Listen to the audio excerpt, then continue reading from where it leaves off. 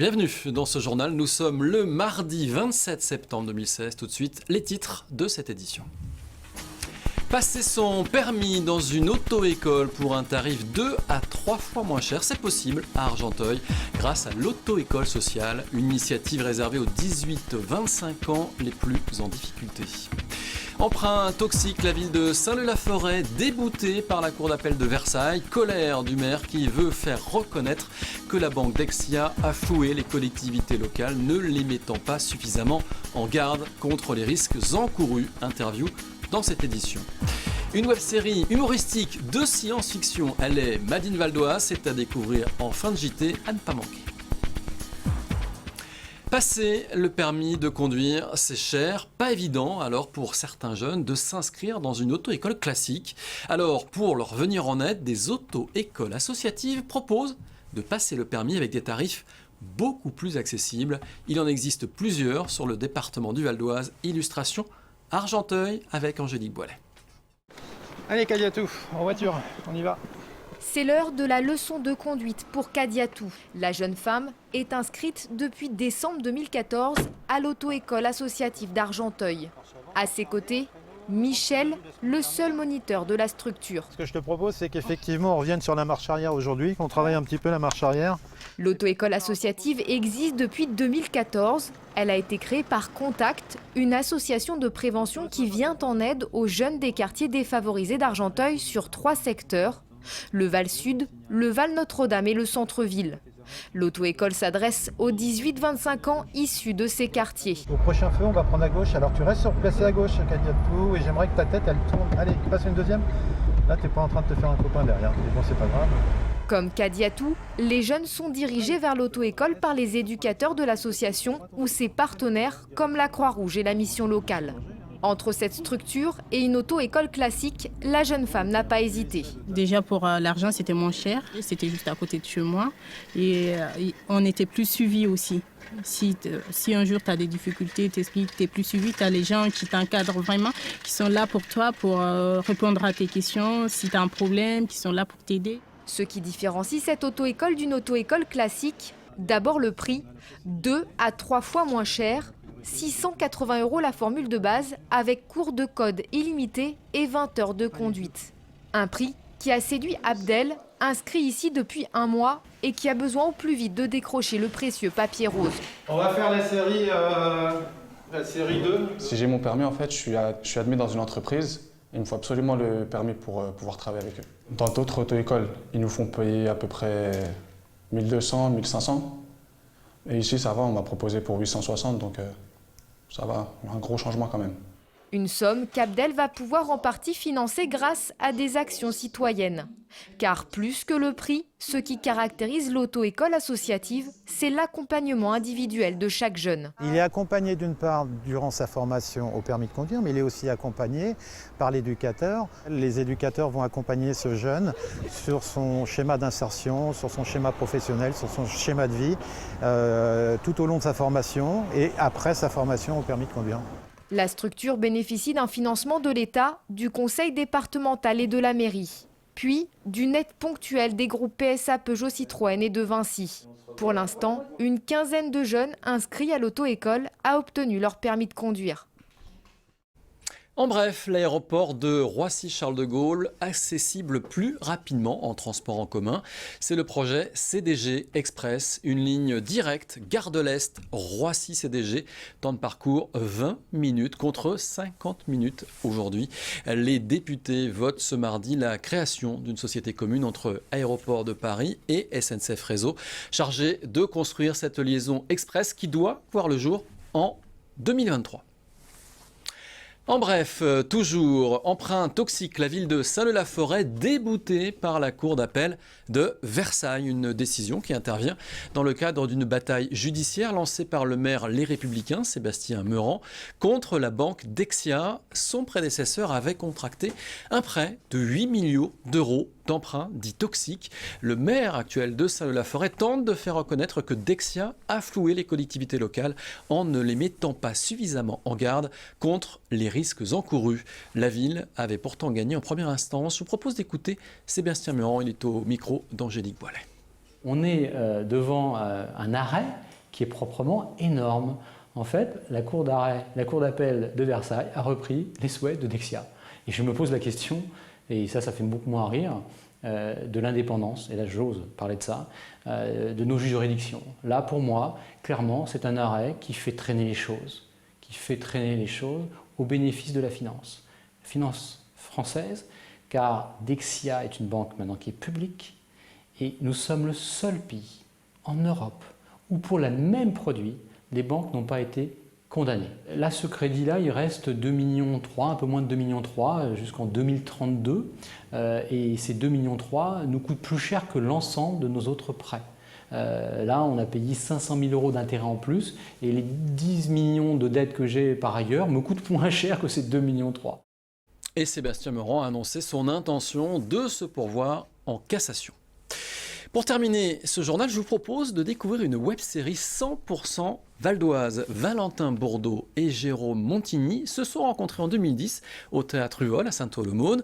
Ces passionnés de cinéma, ils ont décidé de tourner dans le Val d'Oise leur propre web-série baptisée Dans un autre monde. Cette web-série est disponible depuis quelques jours. Science-fiction et humour, Florian Philippe a rencontré les réalisateurs.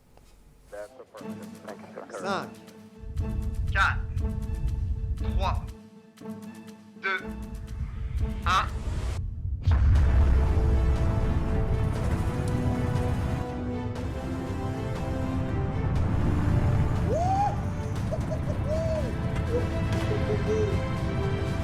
C'est vraiment un projet qui nous tient à cœur depuis longtemps et c'est pour ça que ça nous est resté dans la tête. Et on en parlait tout le temps, même quand on ne travaillait pas dessus, en fait, on en parlait tout le temps. Et donc on s'est dit, mais à un moment, il faut arrêter de parler. Et c'est vrai qu'il y a eu un déclic en disant, maintenant on le fait, et voilà.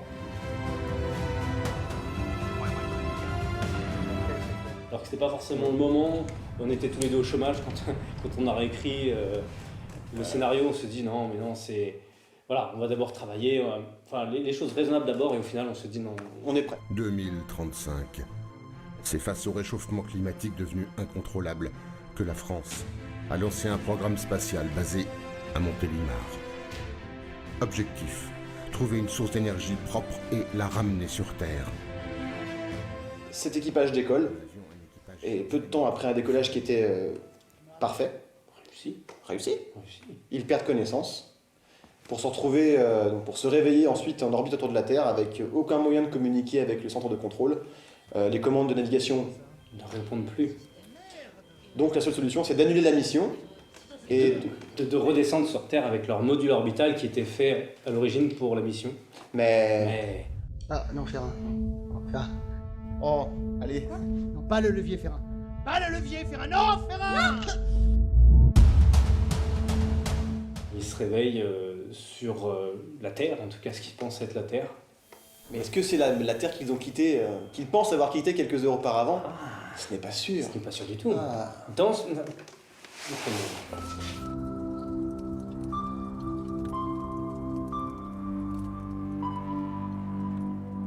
Globalement, on a tout tourné dans le Val d'Oise.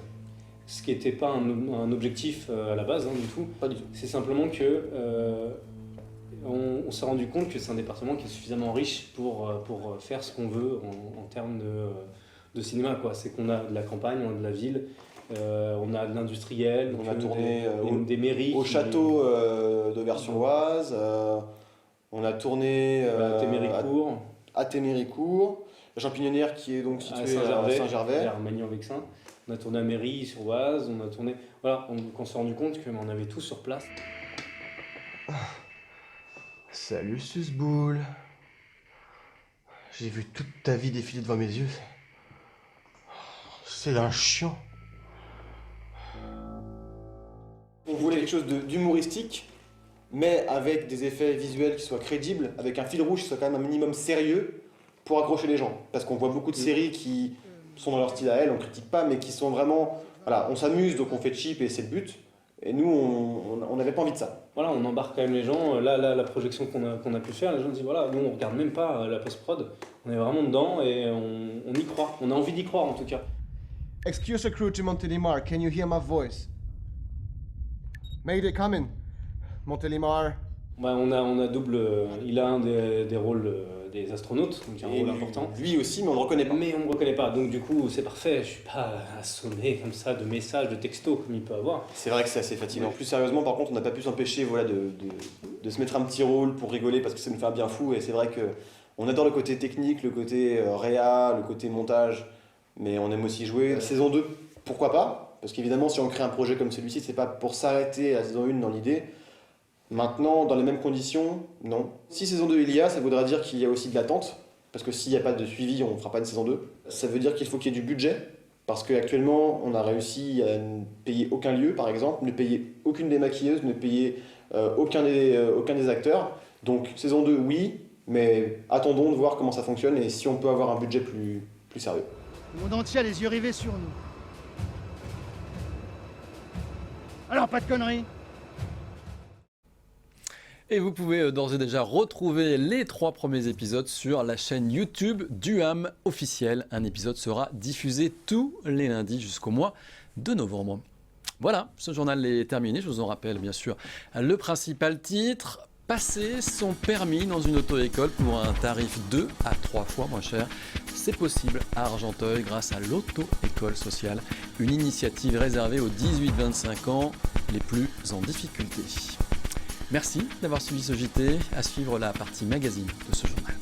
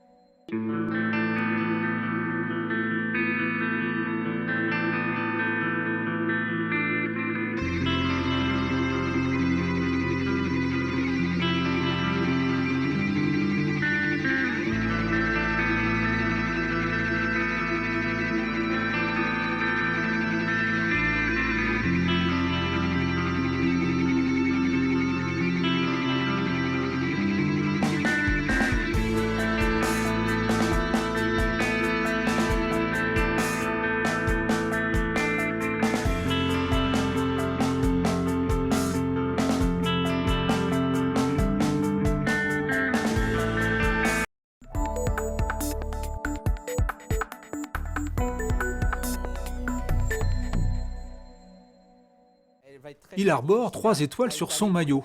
Triple champion du monde, Thierry Graffagnino est un peu le Zidane de la pizza, ou plutôt le Didier Deschamps. Aujourd'hui retiré de la compétition, il est le coach de l'équipe de France. Je crois qu'il y a un temps pour tout. Il y a un temps pour la compétition. Maintenant, si je gagne 4 fois, ça va m'apporter quoi de plus? Donc je me concentre pour aider les autres et ce qui me ferait plaisir justement, c'est de former des nouveaux champions du monde. Ça voudrait dire finalement que ma formation elle est efficace. Avec une dizaine de professionnels passionnés, ces pizzaiolos enchaînent les tests. Le coach distille ses conseils et rappelle les fondamentaux. Une bonne pizza, d'abord, au niveau du visuel, on doit avoir envie de la manger, bien sûr, hein, comme tous les plats. Tu mets ça dans une vitrine, c'est superbe. Le client qui passe devant ta vitrine, il rentre dedans, il dit « Waouh !» Tu vois ? Non, c'est pas la peine de rajouter comme c'est. C'est bien là. C'est super. Après, nous avons l'harmonie entre les ingrédients. En fait, le pizzaiolo, c'est un peu un chef d'orchestre et les ingrédients, c'est les musiciens. S'il y en a un qui joue trop fort, eh ben, forcément, on sent que lui, donc c'est pas bon. Et s'il joue trop faible, bah, ça sert à rien de le mettre. Donc c'est un équilibre dans tout ça. Pour la pizza salée ou sucrée, il est un critère ô combien crucial, la pâte. Et pour qu'elle soit parfaite, le maestro possède un ingrédient secret, la farine. Thierry Graffagnino en a conçu 2 sortes, en étroite collaboration avec les moulins de Char. Elles proviennent de blé local, produit dans un rayon de 100 à 200 km. Alors là, les gars, on a essayé, c'est Gaël qui a fait l'empattement hier, on a essayé sur la Classica. La Classica est destinée en fait aux pizzas rondes pour les pizzaiolos. Hein, et la Roma en fait est destinée pour faire une pizza plaque, un peu pour le street food, où on peut manger tout en marchant dans la rue. Hein, donc la Roma, on a des croûtes, on a une épaisseur de pizza beaucoup plus importante avec un croustillant à l'extérieur et un moelleux et un fondant à l'intérieur. C'est avec ces farines issues de blé local que Thierry Graffagnino a conquis ses titres. Ça finit premier au championnat du monde.